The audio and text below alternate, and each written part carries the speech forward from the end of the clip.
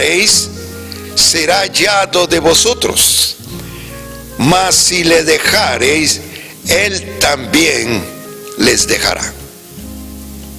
Es simple la relación con Dios. Dios dice: me dejas, te dejo. No me buscas, no te busco. Estás conmigo, yo estoy contigo. Este es el motivo fundante. Este es el principio, digan conmigo, principio fundante bíblico. Para todos aquellos que dicen: no importa cómo viva, no importa cómo sea, Diosito siempre va a estar conmigo. Y ustedes acaban de leer y escuchar un principio.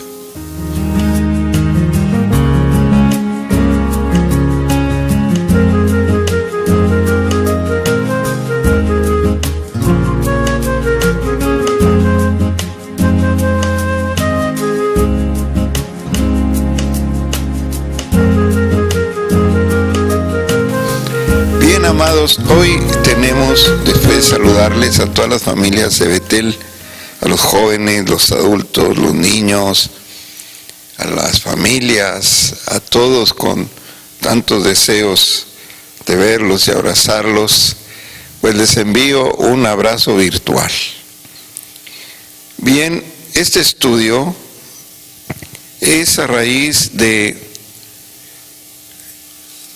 Sin duda nos preguntamos: ¿por qué estamos ayunando y orando? ¿Por qué nos motivan los líderes espirituales en todo el mundo? ¿Por qué nos están motivando a la oración y al ayuno? ¿Y por qué nuestro pastor en Betel nos motiva al ayuno y a la oración? Bueno, porque en la Biblia encontramos este modelo. Cuando hay juicios divinos, somos convocados en el prototipo y en el modelo desde el Antiguo Testamento del pueblo de Dios. Somos convocados al ayuno y a la oración. Esto es algo que Dios acepta y que Dios requiere. Pero antes de entrar en la semántica y definición de lo que es un juicio divino, quiero decirles que hay dos cosas que no es COVID-19. COVID-19 no es un castigo divino, lo voy a explicar por qué, ni mucho menos un deseo satánico o una cuestión satánica contra la humanidad. En mi concepto teológico y tomando fundamentos bíblicos, considerando el contexto bíblico histórico a través de la palabra del Señor, y a través del original griego y hebreo arameo, quiero explicarles el por qué considero que no es un juicio divino, no es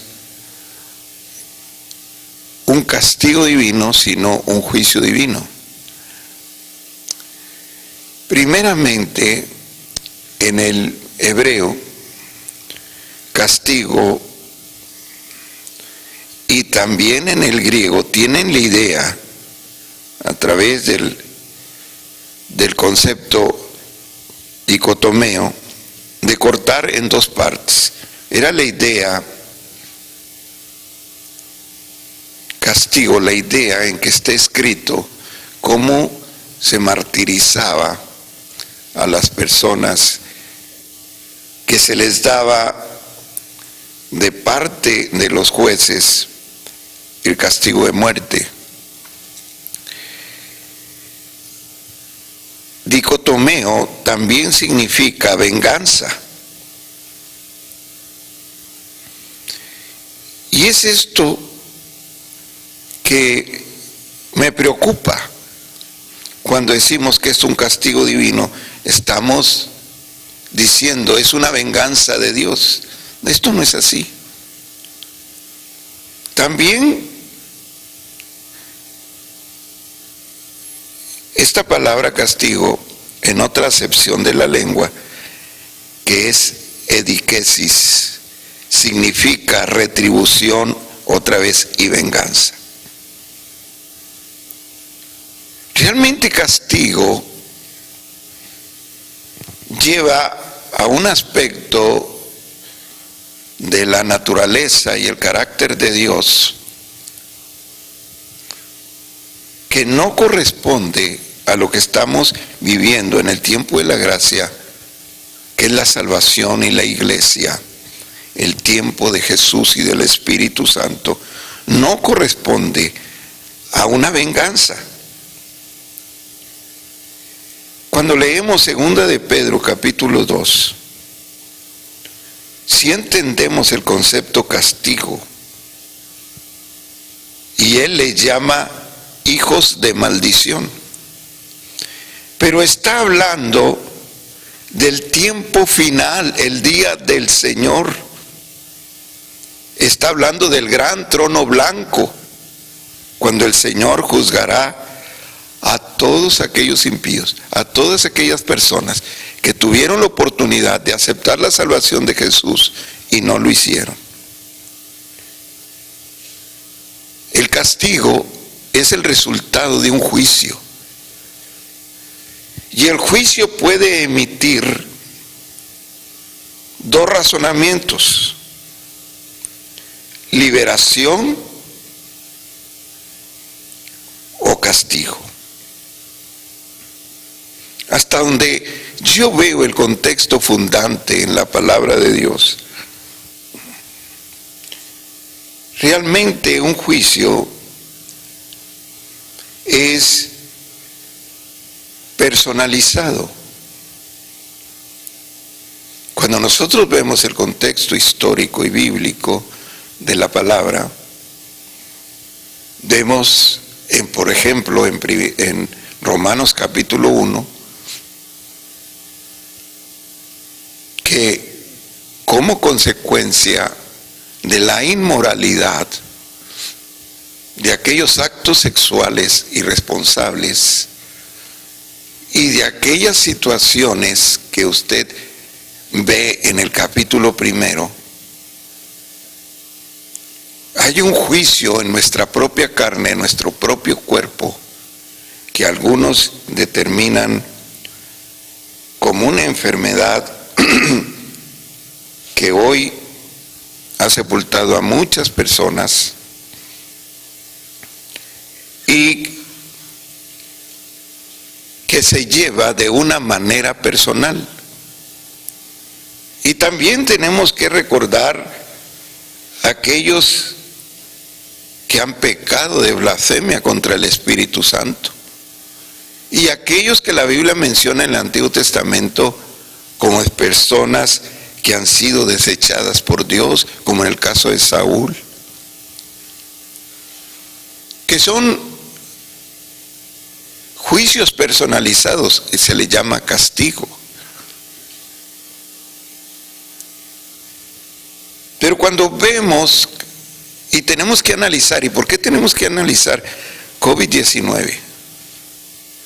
Porque tenemos que ver las herramientas divinas que nos ayudarán a salir de esta situación conforme a la Escritura y conforme a la obediencia de las Santas Escrituras.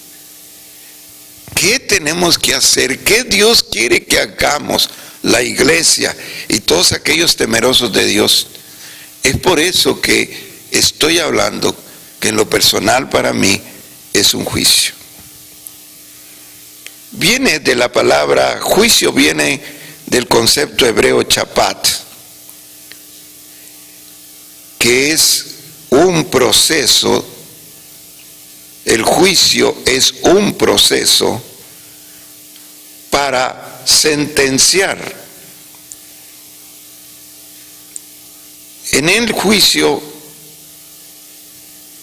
se celebrarán dos actos: un acto de condenación o un acto de liberación. Este es un juicio. El juicio divino, entonces, es un proceso en el cual Dios mantiene la ley y el orden dentro de su pueblo y dentro de su creación. No solamente Dios es el juez, también tiene el sustento del gobierno. En este juicio, que es un proceso, según como se presente, en este caso, su creación, el mundo, incluyendo también la creación sobrenatural y espiritual que es la iglesia, o hay una condenación o hay una liberación.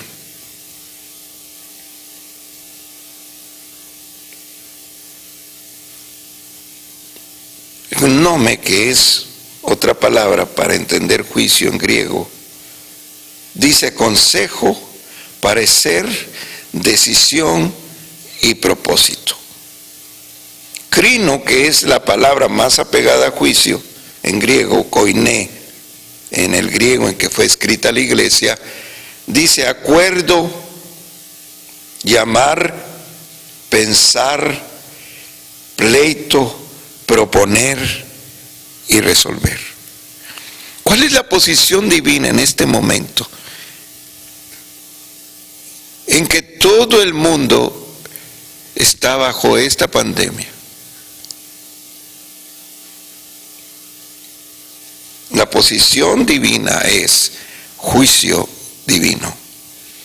En un proceso, en un acuerdo, en donde Dios espera que nos pongamos a cuentas las dos partes, Dios y su creación, y podamos resolver. En juicio, Dios desea que nosotros propongamos algo. Un juicio tiene un propósito, eso lo explicaré. Fíjense qué tan pequeño es un virus. Ustedes tienen que consultar cuánto pesa y cuánto mide. Y nos daremos cuenta que es tan minúsculo que aún en la lupa no es distinguible. Tiene que aumentarse la visión porque el ojo humano no lo percibe. Y es tan pequeño que Dios nos demuestra su poder sobrenatural. Estaba recordando esta tarde a mi director Rairi Morlack y mi maestro, mi primer maestro de teología elemental, como es la teología sistemática. Y él platicó una historia real de su pueblo en California. Él dice que viene de una familia,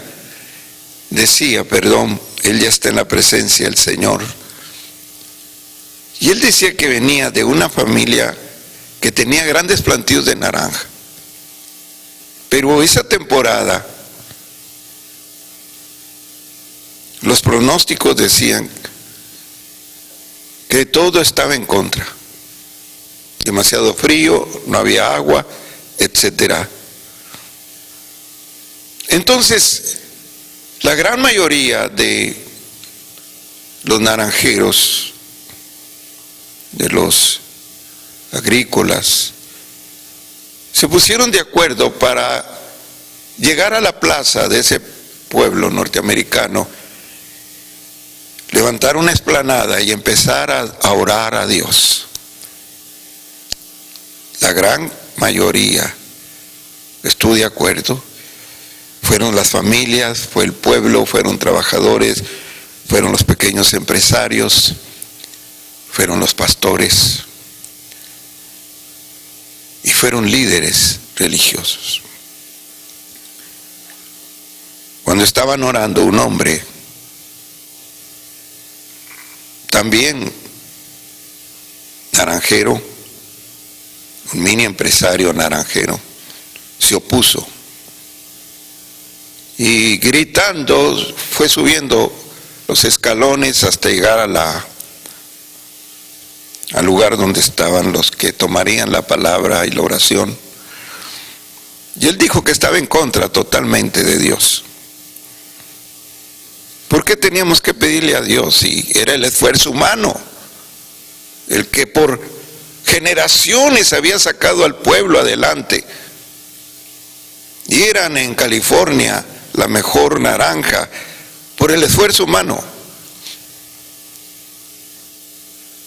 Y entonces Eufano levanta su mirada al cielo y entonces dice: si Dios existe, que venga en este momento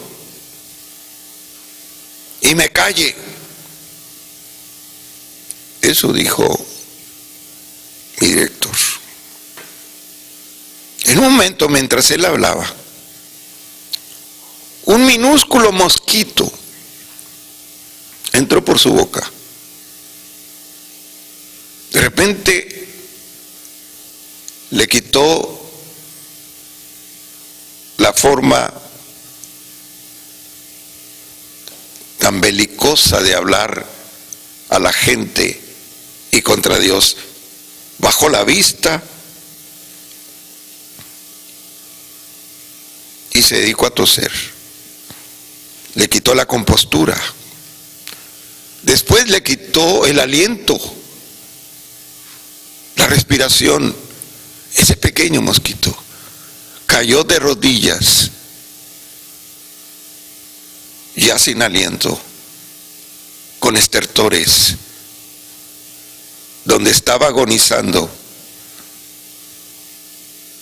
Y mientras subían a ayudarle, cayó de bruces, muerto. Él dice que era tan pequeño, yo era un adolescente, decía mi maestro de teología, que me impactó muchísimo. Dios no tuvo que bajar en persona a callarlo. Fue algo tan diminuto y tan pequeño y tal vez tan insignificante que Dios usó para decirle: aquí estoy. Bueno, COVID-19 para mí ese es un juicio. Es Dios que está pleiteando con nosotros, pero también proponiéndonos para que nosotros resolvamos este encuentro en este juicio. Dios es el que se resiste a emitir un castigo, una condenación. Por eso es un juicio. Igual como ya lo había mencionado en el capítulo 3 de Jonás. Solo les da el mensaje: diles, de aquí a 40 días Nínive va a ser destruido. Pero no les dijo cómo. Tal vez con un virus. No lo sé. Pero Dios en un juicio siempre tiene la esperanza en que el hombre entienda que entrar en juicio con Dios, el hombre tiene que hacer decisiones. Ese es el postulado dogmático bíblico. Tenemos que entrar a cuentas con Dios. No solamente la creación, sino la iglesia. Yo le llamo juicio por el postulado dogmático, pero también porque un juicio tiene 4 motivaciones o 4 elementos. Número 1 es el motivo. Cuando Dios entra en confrontación con el hombre y le dice, como muchas veces le comunicó a través del profeta Isaías a Israel, te voy a sacar al desierto y nada más vamos a estar tú y yo, no estará Egipto, tu aliado, sino tú y yo como un padre y como un hijo. Es Dios el que nos llama a cuentas por amor. Pero en este encuentro con Dios hay un motivo. Y el motivo es que le hemos dejado. Segunda de Crónicas 15:2. Ustedes lo tienen ya, espero que tengan una Biblia a la mano, esto es fundante. De aquí nace mi tesis. Dios siempre tiene un motivo para altercar con el hombre. Recuerden que tenemos un Dios celoso. Recuerden que en Apocalipsis está midiendo a la iglesia y le dice, mira bien de dónde has caído, por lo tanto arrepiéntete. Dios siempre nos está midiendo en el Espíritu Santo. Y antes de emitir un castigo, quiere entrar en juicio con nosotros para liberarnos. Porque en un juicio o te liberan o te condenan. COVID-19 para mí no es condenación. Es un estar frente a frente con nuestro Creador. Porque está ofendido. El Padre está ofendido. Y dice así Dios, y salió al encuentro de Asa. ¿Quién? El profeta Azarías, dice el versículo 1, lleno del Espíritu de Dios, sale al encuentro del rey del reino de Israel, que comprende solo 2 tribus, Judá y Benjamín, llamado Asa, y le dice, escúchame Asa. Fíjese, no le dice el ni rey.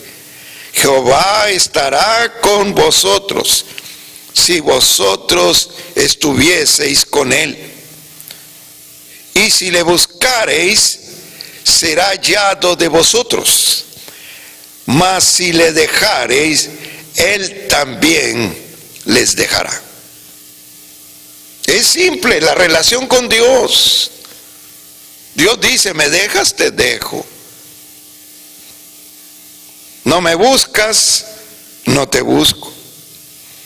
Estás conmigo, yo estoy contigo. Este es el motivo fundante. Este es el principio, digan conmigo, principio fundante, bíblico.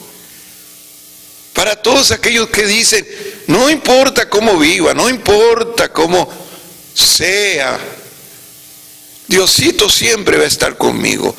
Y ustedes acaban de leer y escuchar un principio que rige no solo el Nuevo Testamento, el Antiguo Testamento, sino también el Nuevo Testamento, porque es el carácter de Dios, es la naturaleza de Dios santa.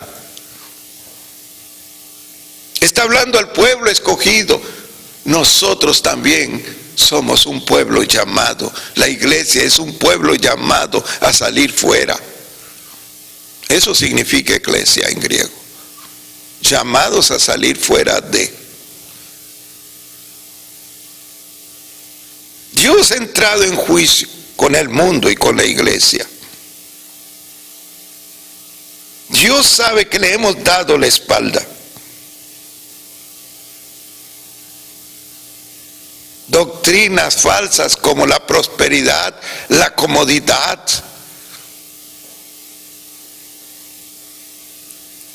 tesis falsas como el decir, mañana me consagro, mañana le doy mi vida a Dios.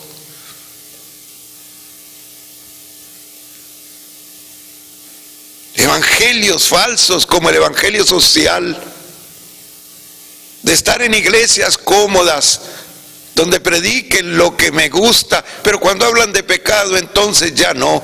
Si hablan del infierno y del Espíritu Santo, entonces me salgo y busco otra que esté más cómoda a mi conciencia.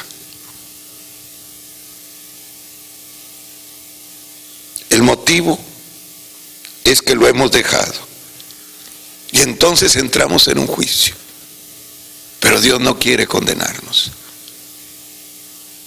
Por su misericordia de ser profeta no hemos sido consumidos.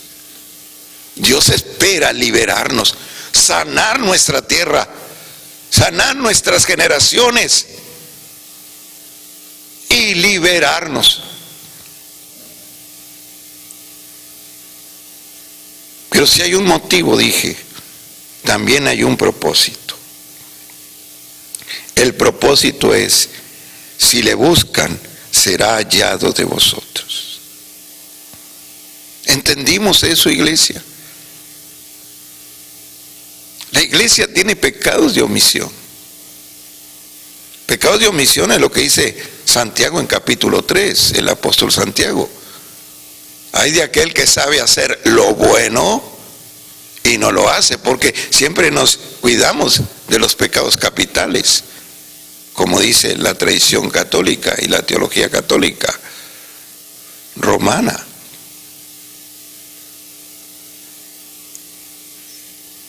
Y no tomamos en cuenta los pecados de omisión, que es dejar de hacer lo que Dios quiere que hagamos, porque eso es desobediencia y rebeldía. Eso es rebelión contra el Espíritu Santo. La iglesia tiene un solo camino, es la obediencia, que de repente se transforma en fe, y esa fe se transforma en esperanza.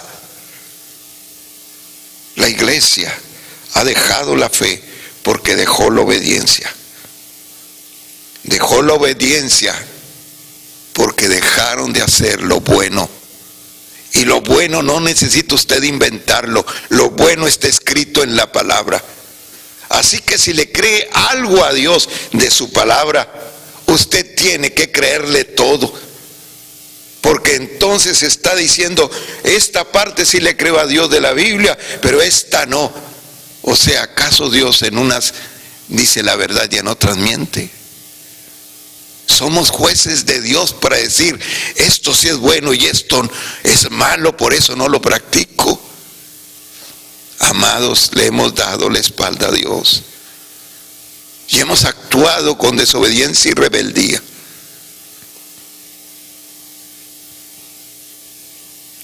Debemos empezar a buscar el señorío y el gobierno divino, como a través de las sendas antiguas. Decía el profeta en el Antiguo Testamento, cuando tu fe se difusa, se confunde, pregunta por las sendas antiguas. En otras palabras, ¿cómo vivían los que te dieron evangelio?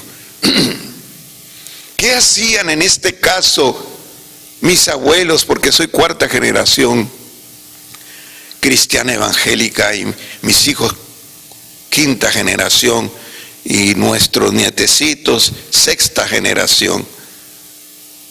¿Qué hacían mis abuelos y tatarabuelos en cuestión de la fe? Tengo que preguntar. No tengo por qué desviarme y actuar como si yo solo me gobernara, cuando el Espíritu Santo tiene el control de mi vida. Si es que profeso que ya no vivo yo, mas Cristo vive en mí, entonces Cristo tiene el gobierno en mi mente, que se convierte en el taller del Espíritu Santo. Dios tiene un propósito: buscarle a Él. Es por eso que hay movimientos espirituales, devocionales. Por eso recomendamos estar en oración, y estamos orando todos los días a las 10 de la mañana. Por eso nos convocamos en ligas de oración y ayuno cada vez más intensos alrededor del mundo. Porque eso es lo que quiere Dios. Eso es lo que dijo Azarías, profeta, al rey. Tú tienes que entender que todo va a estar bien si tú regresas a Dios y regresas buscándole. ¿Cómo quisiéramos que todos los hombres en el gobierno, tanto gobierno de México, nacional, estatal, municipal, todos ellos empezaran a buscar a Dios, todos nuestros representantes, porque la Biblia dice que va a haber un juicio, se llama el juicio de las naciones, lo dice Apocalipsis, para todos aquellos hombres y mujeres que tuvieron influencia de gobierno sobre las naciones, y Dios les pedirá cuentas qué hicieron en momentos de crisis, qué hicieron con las riquezas que manejaron de su pueblo, de sus naciones. El mensaje directo que dio Azarías no fue a los sacerdotes de su tiempo, fue al rey. Todos los que están en eminencia, Dios quebrante sus corazones. Estoy viendo a presidentes Guatemala, El Salvador, Estados Unidos y muchos otros, Brasil, consternarse, pero no solo eso, quebrantarse delante de Dios y buscar a Dios. Dios quiera que eso suceda en nuestro querido México, nuestra nación. Segundo, dije que un juicio de Dios tiene tiempo. Daniel 9 lo dice. Él se preguntó,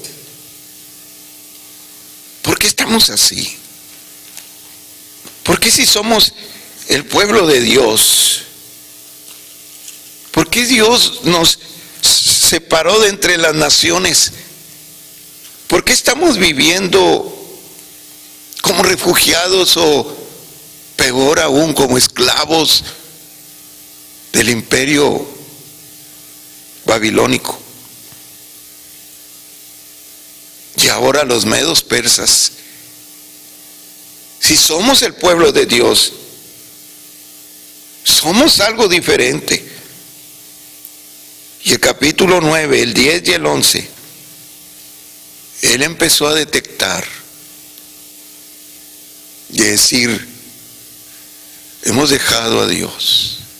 Desde nuestros abuelos dejamos a Dios. Y nosotros estamos sufriendo esa crisis. Pero hay un tiempo, él empezó a descubrir un tiempo, y fueron 70 años. Vino la revelación de Dios, que eran 70 años, no más. En estos momentos, son momentos de revelación. Dios está dando revelación, porque este es el tiempo de Dios. Pero también quiero decirles, hay un tiempo. Si México y el mundo no responden, si usted y yo no respondemos en el tiempo de Dios, se pasa el tiempo y Dios va a permitir algo peor que COVID-19 para estrujar nuestro corazón, para quebrantar nuestro espíritu humano y nuestra alma, y podamos buscarlo. Hay un tiempo, no es todo lo que queramos nosotros, sino lo que Dios quiere. Isaías 56 y 8, permítanme leerlo. Buscad a Jehová mientras puede ser hallado, Llámenle en tanto que está cercano. No siempre va a ser hallado Dios. Algún día estará tan lejos por nuestros pecados que no importa que llamemos, Él no estará atento a nosotros. Versículo 7, deje el impío su camino y el hombre inicuo sus pensamientos, y vuélvase a Jehová, el cual tendrá de él misericordia, y al Dios nuestro, el cual será amplio, perdonará todo. Porque mis pensamientos no son vuestros pensamientos, ni vuestros caminos o decisiones son mis decisiones, ha dicho Jehová de los ejércitos. Hay un tiempo. Este es el tiempo. Y número 4, lo que llamo la puerta de atrás.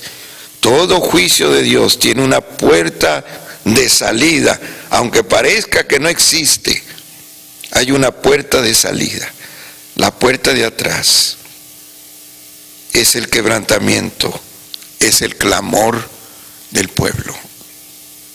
Cuando lee usted el libro de los jueces, es la vida y gobierno de 13 jueces.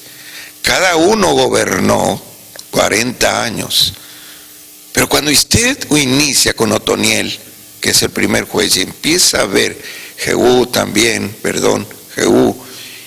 usted se da cuenta que es la misma rutina viciosa que va más o menos así.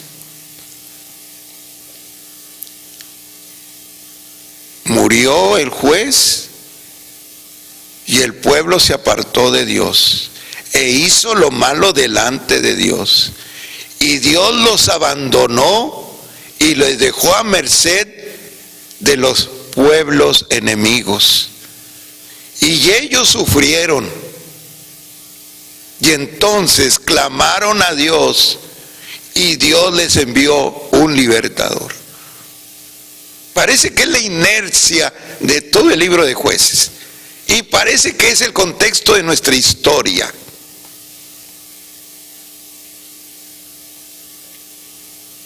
Este es el momento de clamar.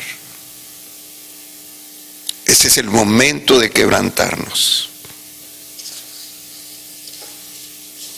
Esta es la puerta de atrás que en este juicio Dios nos dice: no quiero ir más adelante, quiero liberarlos, pero depende de ustedes que me busquen, que se humillen. Eso dice Crónicas, segunda de Crónicas, capítulo 7, versículo 14. Si se humillare mi pueblo, sobre el cual mi nombre es invocado. Tenemos que ser la iglesia primero y después los demás. La iglesia es la base en este contexto de que Dios tenga misericordia y gracia. ¿Qué tenemos que hacer en el clamor? Identificar nuestros pecados. 2, identificar la palabra de Dios en los siervos que están hablando la palabra de Dios en estos tiempos, porque allí hay revelación. Y 3, reconciliarnos con Dios. Dios está buscando eso para apartar su juicio. Dios quiere declarar en este juicio divino liberación sobre la tierra. Liberación sobre México, que algunos piensan hasta noviembre, otros octubre, otros septiembre, otros consideran hasta agosto se termine la epidemia en el mundo. Dios es el que lo determina, y depende de usted y de mí. Reconciliarnos con Dios es que Dios declare liberación sobre nuestras naciones y nuestros cuerpos sean sanados. Amados, quiero hacer una oración con ustedes. ¿Me lo permiten? Cierren sus ojos, inclinen sus cabezas. En el nombre de Jesús, he lanzado la palabra al pueblo de Dios y a todos los que escuchan. Espíritu Santo, es tu labor de concientización, de usar la palabra bendita de Jesús, que es como una espada de dos filos, que traspasa la mente, el espíritu y el cuerpo, y nos provoca la reacción de arrepentimiento, pero antes la reacción de quebrantamiento. Nos declaramos quebrantados. Entendemos y comprendemos que te hemos dejado, que necesitamos volver a ti, y tú te acercarás a nosotros. Si yo te busco, tú me buscas. Señor, aquí estamos, reconciliándonos contigo. Betel Centro y muchas comunidades de adoradores a ti también lo están haciendo en el mundo. Millares y millones de personas que te han dejado, no solamente en su alma, dejaron tu templo, dejaron tus templos, dejaron lo que hacían para agradarte. Tú llegarás a sus mentes y corazones y los quebrantarás, no solo para que regresen a templos, sino para que regresen a ti, que es lo más importante. Que regresen a una unidad contigo, al gobierno tuyo. Espíritu Santo, estamos en tus manos y deseamos acercarnos al Padre a través de Jesús, para que sea sanada nuestra tierra y nuestro querido México sea libre por el nombre de Jesús. Amén. Así sea. Aleluya. Amados, hasta pronto. Me despido diciéndoles a todos: Shalom. La paz del Señor esté con ustedes en sus hogares y en sus generaciones. Bendiciones a todos.